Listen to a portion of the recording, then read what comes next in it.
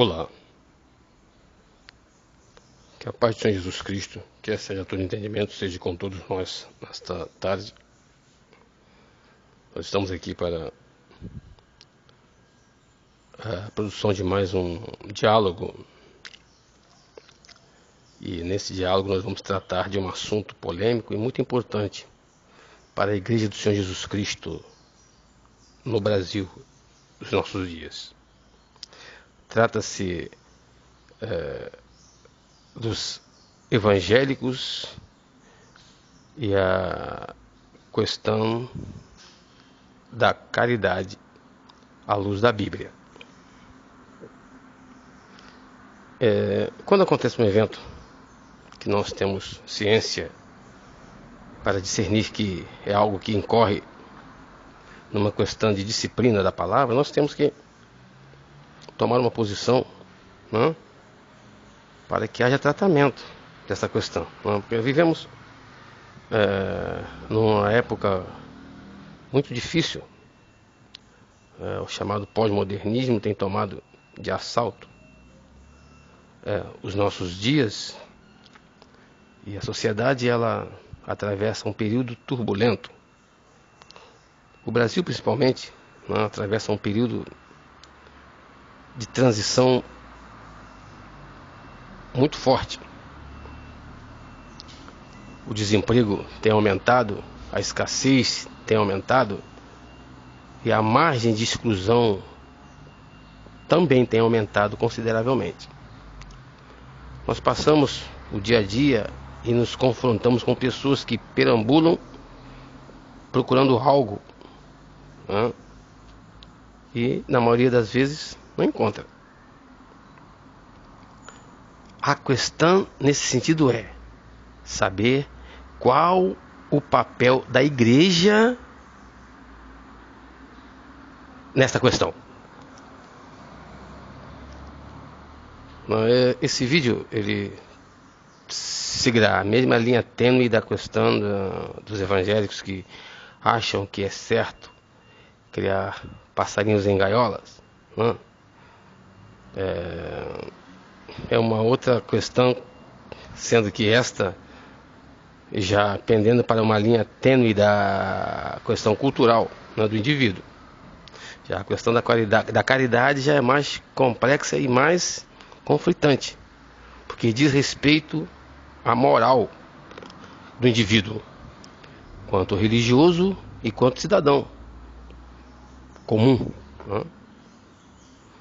Mas por que estabelecer um parâmetro em relação aos evangélicos? Bem, esse parâmetro ele é importante porque diz respeito a nós, quanto evangélicos.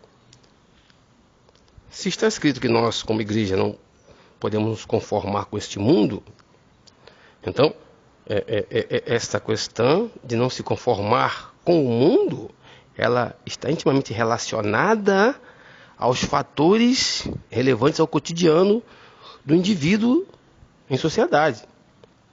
Quer dizer, o cara comum, o cara que não tem compromisso social, ou o cara que não tem compromisso moral, ele quer mais se divertir, ele quer mais se dar bem, né?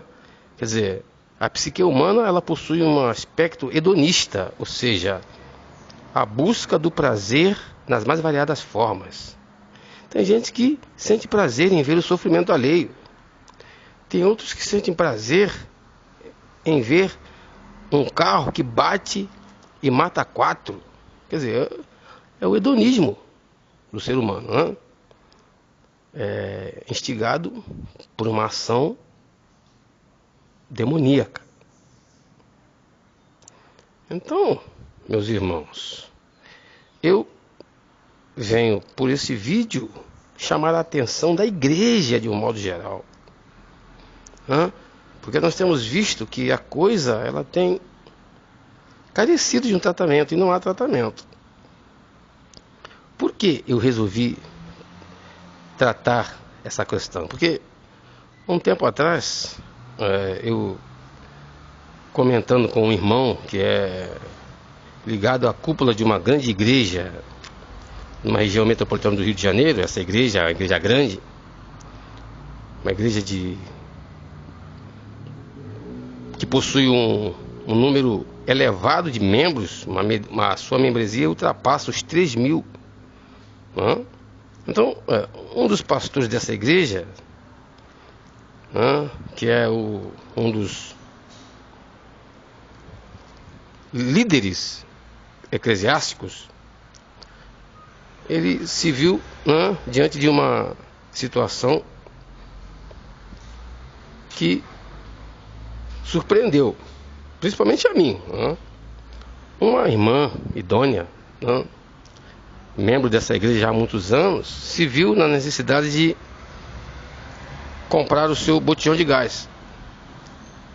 Essa irmã, ela estava sem dinheiro no momento e foi até o pastor, pediram auxílio para que ela pudesse comprar o seu gás.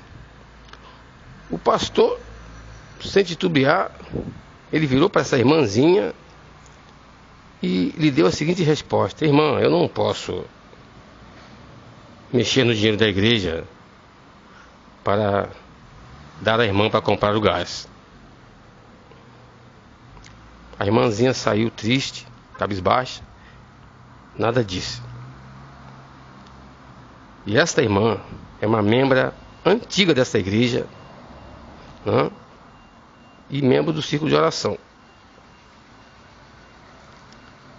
Então, é a partir desse ponto de vista que eu estabeleço essa apologética sobre os evangélicos e a questão da caridade à luz da Bíblia. Eu tenho conversado com alguns irmãos, principalmente esses assembleanos, como eu, assembleanos ortodoxos, e eu vejo a confusão incrível que eles fazem com a questão da interpretação de certos temas da Bíblia relacionados à questão do preceito, doutrinas, ordenanças e mandamentos. Irmãos, a confusão é tenebrosa. Tenebrosa. Quer dizer, as pessoas interpretam certas questões ao modo de sua conveniência, no modo que lhe é mais conveniente. Sabe aquele inchado, aquele crente que tem 40 anos de igreja, mas é inchado, não aprendeu com Jesus Cristo, está na igreja, é crente, mas ainda precisa, de um certo modo, nascer de novo. Porque se o evangelho ele não entrar em mim, ele não se enraizar, irmãos, se eu não for convertido de um modo espontâneo, muita coisa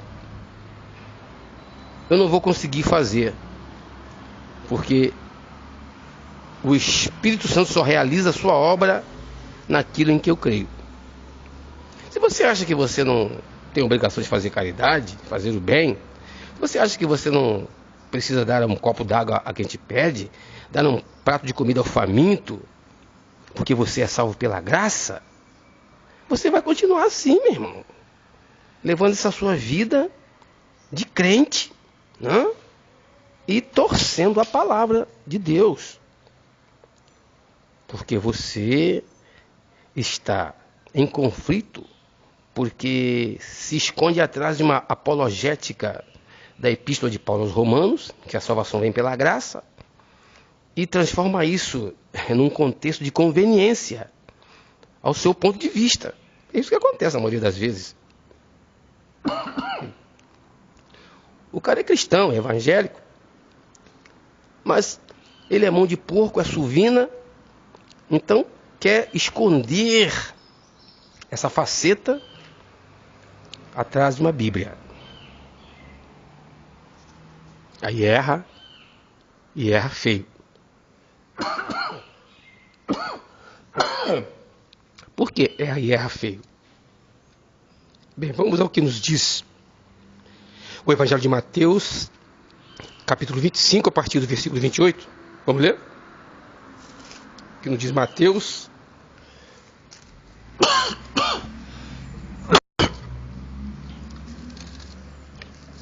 25, a partir do versículo 28. A palavra, né? Vamos à palavra. Portanto, tirai o talento e dai-o àquele que tem 10 talentos.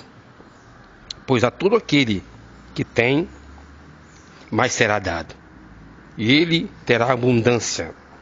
Mas quanto àquele que não tem, até mesmo o que tem lhe será tirado. E lançai-o, o imprestável, na escuridão, lá fora. Ali é onde haverá choro e ranger de dentes.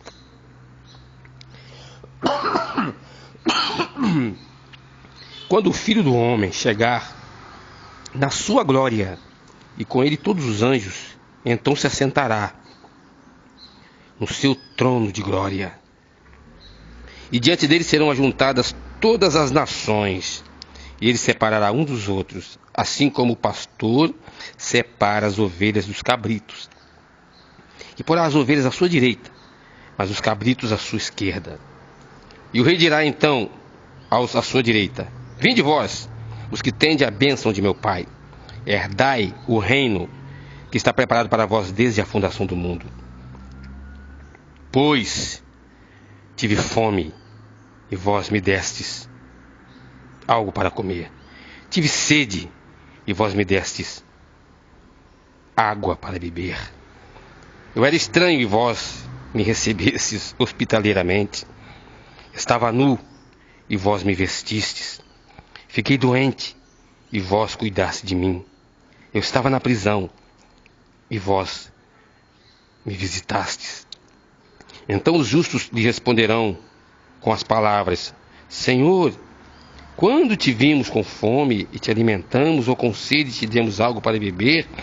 Quando te vimos como estranho e te recebemos hospitaleiramente? Ou nu e te vestimos? Quando te vimos doente ou na prisão e te formos visitar? E o rei lhes dirá em resposta: deveras vos digo, ao ponto que o fizestes a um destes pequeninos, desses meus irmãos, a mim o fizestes. Então dirá por sua vez aos à sua esquerda: afastai-vos de mim, vós os que tendes sido amaldiçoados, para o fogo eterno, preparados para o diabo e seus anjos. Esta apologética aqui, ela encerra o aspecto da caridade. Então, quer dizer, esta questão, irmãos, é uma questão de ordenança e mandamento.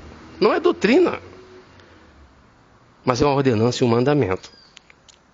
E se nós entendermos o mistério desta mensagem, nós vamos compreender que a cada momento em que nós fazemos o bem, nós adicionamos uma pedrinha à coroa da nossa salvação.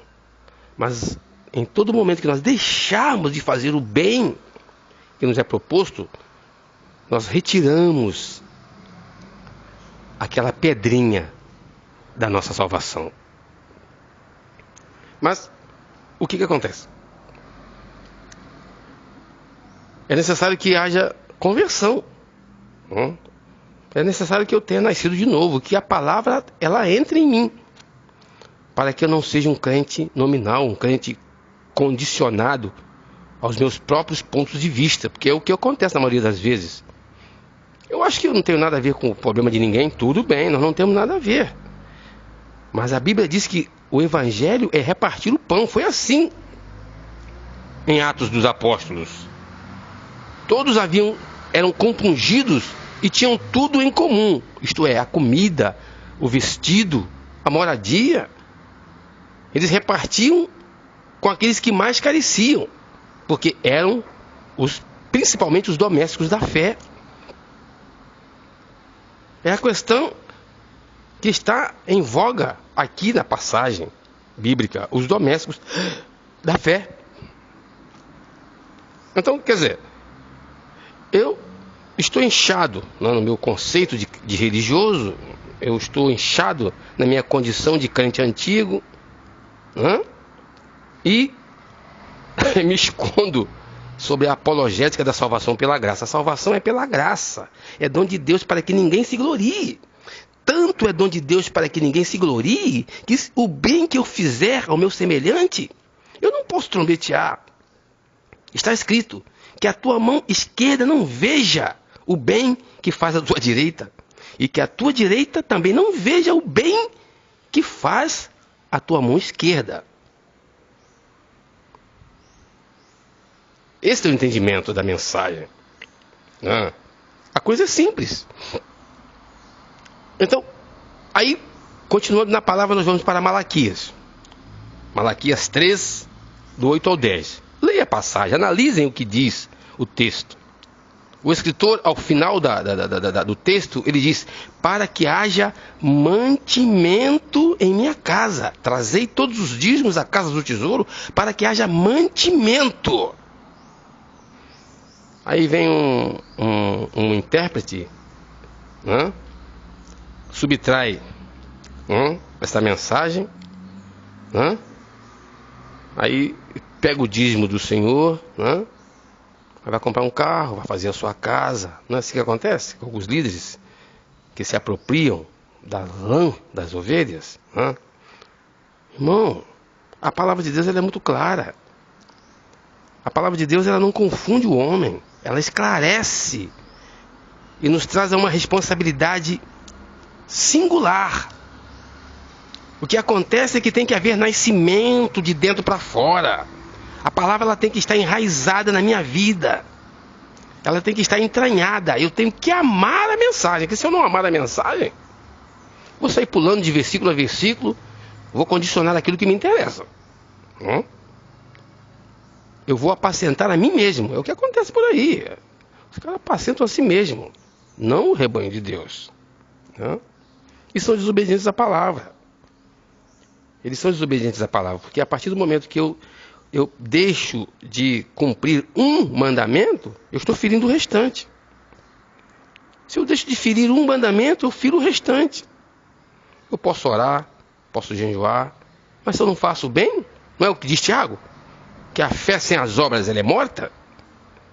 Tiago escreve sobre isso, não, na sua epístola. A fé sem obra é morta. Eu posso orar, posso jejuar, posso ser consagrado, mas qual é a obra que vai ser o espelho da minha fé? Em que obra minha fé opera? Quer dizer, tem que haver, irmãos, concordância com a palavra de Deus. Eu não posso usar um evangelho condicionado, né? A transformação, ela tem que ser radical. Eu tenho que ser nutrido de compaixão, eu não tenho que olhar para quem faz e quem não faz. Eu tenho que fazer a minha parte. E isso tem que me incomodar. Se não te incomoda, então o Espírito Santo de Deus não se move em você.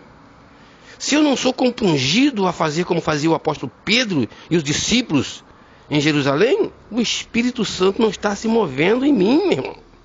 Você precisa retornar à busca do Espírito Santo. Você pode pular, você pode saltear, você pode dizer que é cheio, você pode dizer que é vaso de concerto, mas se você não está em consonância com os mandamentos e as ordenâncias do Evangelho, você está agindo como desobediente. Eu não posso ser desobediente ao Espírito Santo de Deus, se é que ele se move em mim. Se o Espírito Santo se move em mim, eu vou ser misericordioso. Eu vou chorar misericórdia. Eu vou amar repartir o pão. Evangelho é vida. O Evangelho não é abstrato, não é uma coisa oca, como alguns têm feito por aí. Você liga a televisão, liga o rádio, você vê coisas lindas, belas. Mas falta alguma coisa. Falta algo concreto. E essa coisa concreta, ela responde pelo fenômeno de ação, atitude, para que o espelho do meu evangelho, ele se reflita no mundo.